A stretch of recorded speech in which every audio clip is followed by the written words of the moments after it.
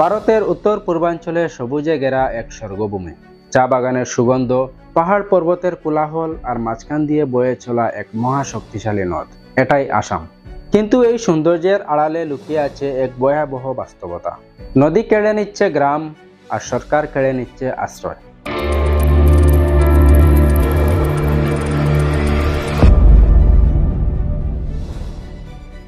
উচ্ছেদ অভিযান একটি শব্দ যা আসামে এখন আতঙ্কের প্রতীক। মুহূর্তের মধ্যেই ভেঙে দেওয়া হচ্ছে ঘরবাড়ি, আর ছিন্ন ভিন্ন হচ্ছে শত শত পরিবার। শিশু, নারী, বৃদ্ধ কেউই রেহাই পাচ্ছে না। সরকার বলছে এটি অবৈধ দখলদারদের সরানোর জন্য, কিন্তু ভুক্তভোগীরা বলছে তারা এই মাটিরই সন্তান, এই মাটিতেই তাদের শিকড়। একদিকে উন্নয়ন, অন্যদিকে বেঁচে থাকার লড়াই। আসাম আজ দাঁড়িয়ে আছে এক গভীর সংকটের মুখে। আজ আমরা জানবো এই উচ্ছেদ অভিযানের অজানা কাহিনী। কেন এই অভিযান, আর কারা হারাচ্ছে গড়, আর কারাই বা পাচ্ছে ক্ষমতার আসন। এই গল্পটি শুধু ঘরবাড়ি ভাঙার নয়, বরং এটি একটি জনগোষ্ঠীর অস্তিত্বের প্রশ্ন। আসামের ইতিহাসে ভূমি দখল ও উচ্ছেদ অভিযান নতুন কিছু নয়।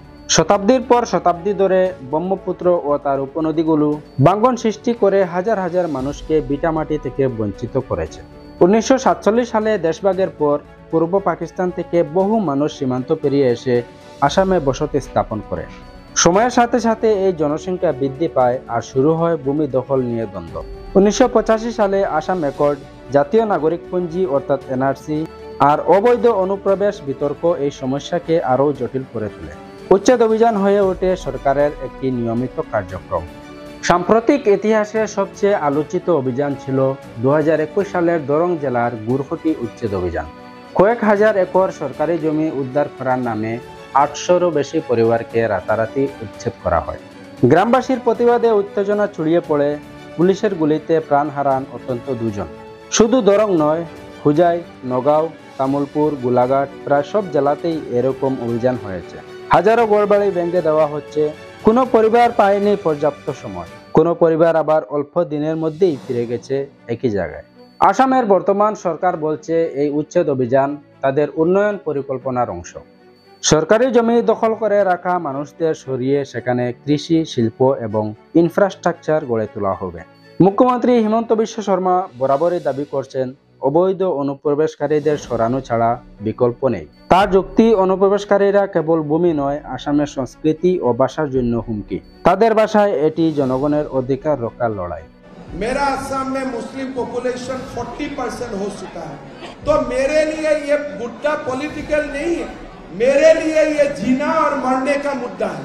কিন্তু এই ছবির অন্য দিকটি ভয়াবহ। উচ্ছেদ হওয়া পরিবারের চোখে শুধু কান্না। তাদের দাবি তারা বহু প্রজন্ম ধরেই ভারতের নাগরিক এবং আসামের বাসিন্দা। কেউ বলছে তারা ভোট দিয়েছে, রেশন কার্ড আছে, আধার কার্ড আছে, তবুও রাতারাতি তাদের ঘর ভেঙে দেওয়া হয়েছে। এক মা কাঁদতে কাঁদতে বলছিলেন, আমার সন্তানদের নিয়ে আমি এখন রাস্তায়। সরকার যদি আমাদের অবৈধ মনে করে, তাহলে আমাদের নাগরিকত্ব কার? এসব প্রশ্নের উত্তর আজও মেলেনি। উচ্ছেদ অভিযানকে নিয়ে তীব্র বিতর্ক রয়েছে। মানবাধিকার সংগঠনগুলোর মতে প্রশাসন আইনি প্রক্রিয়া মানছে না। নোটিশ দেওয়ার নিয়ম থাকলেও অধিকাংশ ক্ষেত্রেই হঠাৎ করে অভিযান চালানো হচ্ছে। বিভিন্ন রাজনৈতিক দল ও নাগরিক সমাজের মতে উচ্ছেদ অভিযান মূলত নির্দিষ্ট একটি সম্প্রদায়কে টার্গেট করে পরিচালিত করা হচ্ছে। এর ফলে আসামের ভিতরে সাম্প্রদায়িক বিভাজন আরও গভীর হচ্ছে। গুয়াহাটি হাইকোর্ট ও সুপ্রিম কোর্ট একাধিকবার পুনর্বাসন ও মানবিকতার দিক বিবেচনা করার নির্দেশ দিলেও বাস্তবে তার প্রয়োগ খুব কমই দেখা গেছে। উচ্ছেদ অভিযান শুধু প্রশাসনিক বিষয় নয়, বরং এটি রাজনৈতিক হাতিয়ার। নির্বাচনের আগে উচ্ছেদ অভিযান দেখানো মানেই ভোটারদের কাছে কঠোর অবস্থানের বার্তা দেওয়া। বিশেষ করে অনুপ্রবেশ বিরোধী মনোভাবকে কেন্দ্র করে রাজনৈতিক দলগুলো জনসমর্থন অর্জন করে। তবে এর ফলে বহু সময় উত্তেজনা বাড়ে, সংঘর্ষ ঘটে, আর সাধারণ মানুষ হয় সবচেয়ে বড় ভুক্তভোগী। উচ্ছেদ অভিযান হয়তো জমি মুক্ত করেছে, কিন্তু প্রশ্ন হলো এই মানুষগুলো যাবে কোথায়? এখানে সরকারের পুনর্বাসন নীতির ঘাটতি স্পষ্ট। অনেকেই গৃহহীন হয়ে অন্য গ্রামে গিয়ে শ্রমিকের কাজ করছে, কেউ বা আবার একই জায়গায় নতুন কুড়ে ঘর তুলে বসবাস শুরু করছে।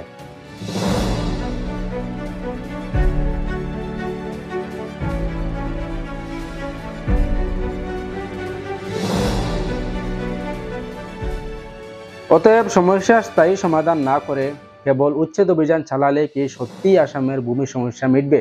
আসামের উচ্ছেদ অভিযান এটি কেবল জমি দখলদারের বিরুদ্ধে লড়াই নয়, এটি মানুষের বেঁচে থাকা, নাগরিকত্ব ও মানবাধিকারের প্রশ্ন। আজ যারা গৃহহীন তারা অপেক্ষা করছে কোথায় হবে তাদের আগামীকাল। হয়তো একদিন ইতিহাস বিচার করবে আসামের উচ্ছেদ অভিযান ছিল ন্যায় বিচারের অংশ নাকি মানবিকতার বিরুদ্ধে এক নির্মম অধ্যায়। বন্ধুরা, আমাদের এই ধরনের ভিডিও যদি আপনাদের ভালো লাগে তাহলে ভিডিওটি লাইক করুন, শেয়ার করুন এবং চ্যানেলটি সাবস্ক্রাইব ও ফলো করতে ভুলবেন না, কারণ আপনারা প্রতিনিয়ত এই ধরনের ভিডিও আমাদের কাছেই পাবেন।